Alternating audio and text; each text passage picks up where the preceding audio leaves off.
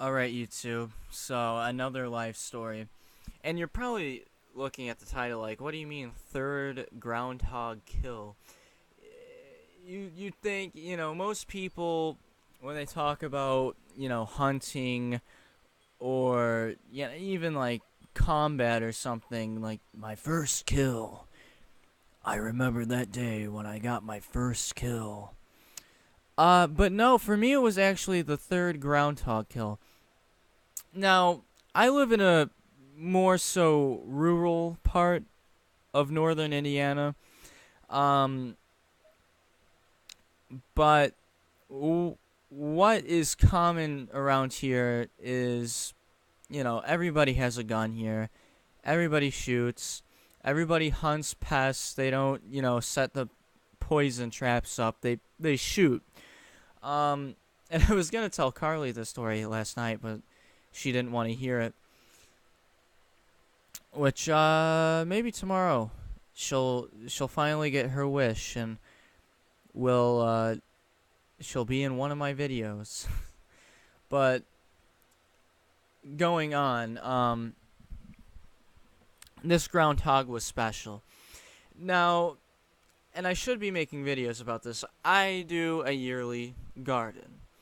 I take pride in my garden, but I always fall short in the leafy green department. And the reason I fall short in the leafy green department is either A, because rabbits chew them, or B, which is usually the prime suspect, is a groundhog which goes into the garden and rips cabbage heads out of the ground and fucks with my kale. And you don't fuck with my kale because kale is my favorite leafy green. Um, but I always despised groundhogs. I could land shots on rabbits, squirrels. You'd think squirrels would be a little more challenging because they run around really fast. And I don't shoot gray squirrels, I only shoot the red pine squirrels. Hitting mice with a Red Ryder as a kid. But groundhogs, it's like they know. They know you're gonna hit them and they run off.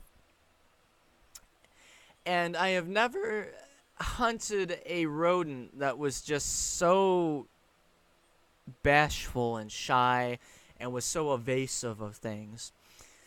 And if you know anything about groundhogs, if you know anything, if you're like into pest control or you do the same thing, what I do with pest control by, air gun hunting, you would know that they are kind of like a hedge creature.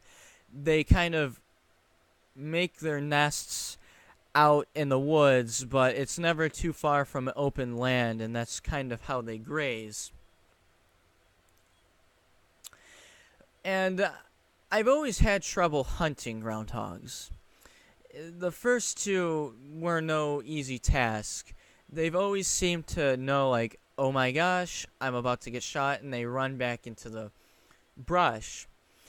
So by the third time, I was kind of experienced, but this one was like the genius one, the one that would not die.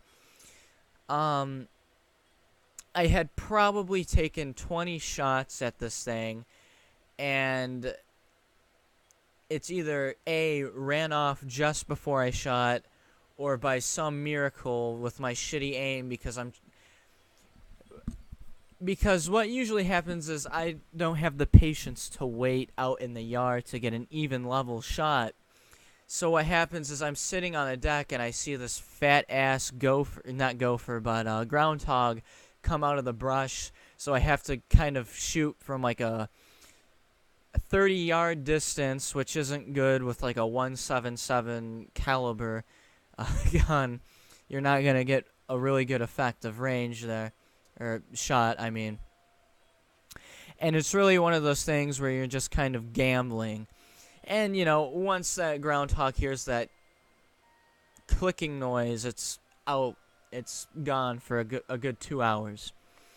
So I got really tired, and I thought of this, new idea, right? I thought, well, and it's funny because I was watching Vietnam War footage before this, and I was like, you know what? I could apply this to my current situation. So, I rubbed dirt on my face. I dressed in, not camouflage, but dark green clothing. I don't really like dressing in camouflage. I'm more of a dark green, solid color type of guy when I'm doing, like, camouflage hunting. And I kind of had this field cap on with a bunch of twigs hanging out, and I would just kind of sit. I wouldn't like sit. I would do like a Slav squat in this holly berry bush or something, and I would just kind of wait. And it was odd because, you know, you never really, you have to kind of explain this to people. I don't know if you've ever had like that experience while hunting, but you have to stay really still because this creature is literally maybe 6 feet away from you. And you make the slightest, you know, you exhale too loudly, you accidentally lean on your right foot or something too loud, and a branch snaps or something under your twig, and this thing darts away. And I was getting pissed. So the final solution for me was I'm going to actually, because the area before the garden is actually very swampy, wet grass. And there's tulips that, or tiger lilies that grow adjacent to that, to the left. And basically what would happen is from where this critter would come out of the bushes, that is where he would, you know, I would be directly facing him. So I hide in the tiger lily grass blades, basically. And,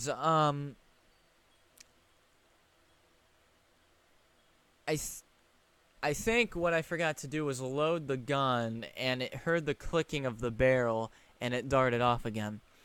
And I waited and waited and waited. And this is, I think it was like the summer of my junior year. It was, I think, a couple weeks before I made the first YouTube video on this channel, actually. But I stayed up all night in this tiger lily shrub because I knew first thing in the morning this groundhog was going to be out there to fuck with my kale some more. So this happens, and he comes out, and it's a he. He had balls. And I let him, you know, as my soul and my the voice inside my head is screaming and crying, I let him kind of go for the cabbage heads because I thought maybe I can stand up real quick and shoot him. And to give you an idea with the rifle I'm working with here, it's a Gammo Hornet, the last models that were made in Germany, I think, before they started being produced in Japan, or China rather. And, you know, it usually comes with a scope, but that scope, I'm sorry if you're a Gammo fanboy and you happen to watch this, but the scope fucking sucked. I'm sorry, but the scope sucked so bad. So I have a lot of pellet guns. I should make like a pellet gun collection video someday, but that is my old reliable, to say the least. I know that gun. I shoot it with no sights. I shoot it with no scope.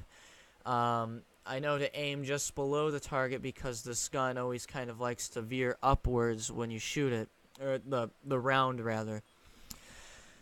So it's a scopeless, sightless Gammo Hornet, and this is 7:30 in the morning. It's humid as fuck. I'm sweating. I smell like an ape. I'm surprised this thing even came out because I smelt so horribly. I'd imagine it pick up on my scent. But I give him a good 2.5 minutes to start nibbling on this cabbage head that he's pretty much demolished. This thing wasn't growing back. It was a goner. So hold on.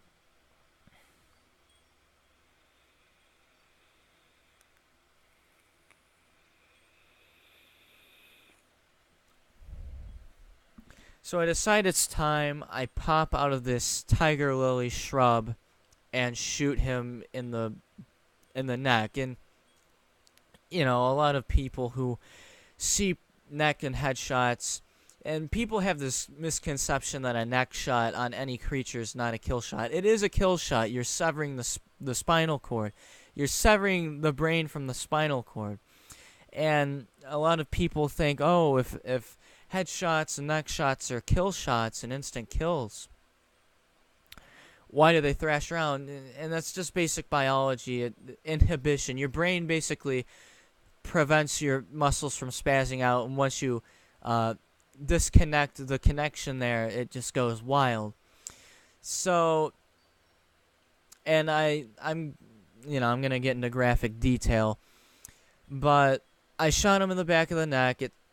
I later found out it severed his brain from his spinal column, and all I remember is the blood gushing out of this groundhog's neck, and it's thrashing around, and it's pissing all over my vegetables, and it's taking a shit everywhere. But to say the least, I don't cook groundhog, so what I did is I took its pelt, of course, and I took the bones from the animal, and I kind of I ground them up for bone meal for the garden.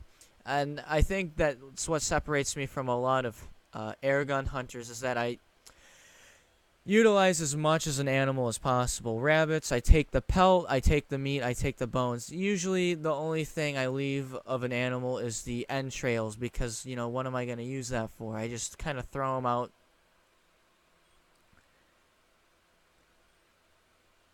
It's, sorry about that. It's, maybe some scavenger will go and eat the entrails or something. But I might eat groundhog someday. I don't know. But I didn't eat the groundhog because I've never really seen people talk about eating groundhog in like air gun hunting circles or anything, so I just didn't do it. But I am always late to kill these things because, the point of killing these things is to prevent them from creating offspring, and then that happens. It all started in 2010, and ever since then, that groundhog has had many groundhogs which terrorize the garden. And I've been seeing another fresh new groundhog this year. And if you're vegan, you can hope all you want, but what's going to happen next. I'm going to shoot the motherfucker because he's going to eat my fucking kale. But that is my third groundhog kill and my most favorite story of hunting because of the dedication of the kill. I don't want to sound like fucking ridiculous here, but if you know the Vietnam story of Carlos Hathcock, I feel like this is my groundhog pellet hunting story, kind of on the same note as that.